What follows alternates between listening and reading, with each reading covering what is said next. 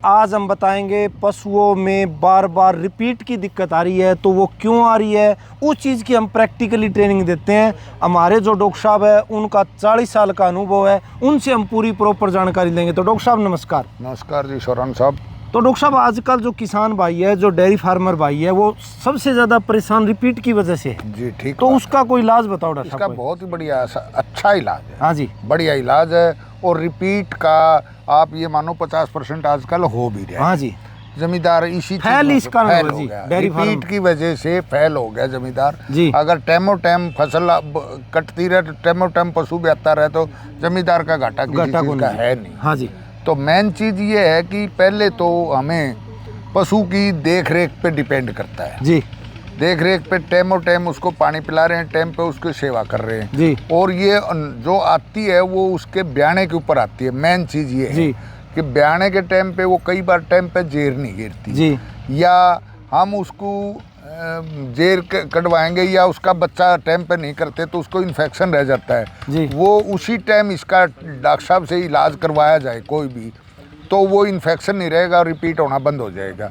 दूसरा ऐसा है कि हमें एआई के बारे में सही टाइम पे एआई करवाई जाए तो वो बिल्कुल ठीक रहेगी। कई बार ऐसा होता है हमें बताने में दिक्कत है कि अभी बोल ली थी जी, अभी बोली एआई कराई, अंदर इंजरी हो जाती है जी, या हमें लास्ट में टाइम पीरियड का नहीं पता चलता तो वो रिपीट हो जाता है बार बार जी। इसमें तो यही चीज़ है कि टाइम के ऊपर उसकी देख रेख हो जाए, टाइम पे उसकी। एआई का सही टाइम क्या होता है डॉक्टर साहब?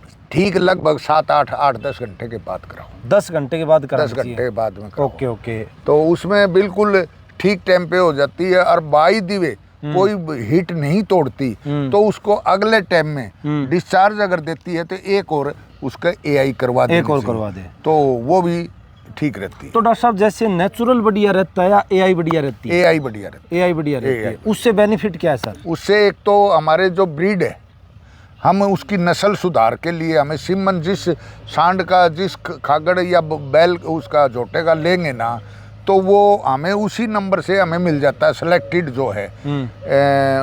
मिल्क रिकॉर्डिंग के में जो आते हैं पशु उनकी रिकॉर्डिंग जो हुई है तो वो सिमन हमें मिला। देसी का लगवाएंगे, साहिवाल का लगवाएंगे, को थार पार का लगवा देते हैं या मुर्रा का लगवाएं तो देख के। और जैसे सांड हमारे वैसे ही फिर रहे तो उसका कोई सिमन में नहीं। और रिपीट भी उस सांड की वजह से है, सांड की वजह से, कि वो रिपीट इन्फेक्शन का पशु पे भी होके आई है और वही हमें उस पे हो जाता है। एआई बिल्कुल स्टलाइजर होता है और सही टाइम पे हो जाती है जी। तो हम उसमें बढ़िया मानते हैं। वो रिपीट नहीं होगा, फिर रिपीट भी नहीं होगा, नस्ल भी शुद्ध, नस्ल अच्छी बनेगी, बहुत बढ़िया हो जाएगी। तो इसमें डॉक्टर साहब जैसे आप सिमन जो लेके आते हैं उस सिमन में कोई ऐसी अलग क्वालिटी होती है क्या भाई जो अच्छी नस्ल पैदा होती है? हाँ जी, सारे अलग अलग है। हाँ। हमारे पास जो सिमन है तो वो अगर गायों में है तो वो तो बल्कि बहुत ही बढ़िया सिमन आ रहे हैं आजकल तो बच्ची पैदा होती है। सेक्स सिमन है? सेक्स सिमन। अच्छा अच्छा, तो बहुत बढ़िया जी। अच्छा, इसमें कोई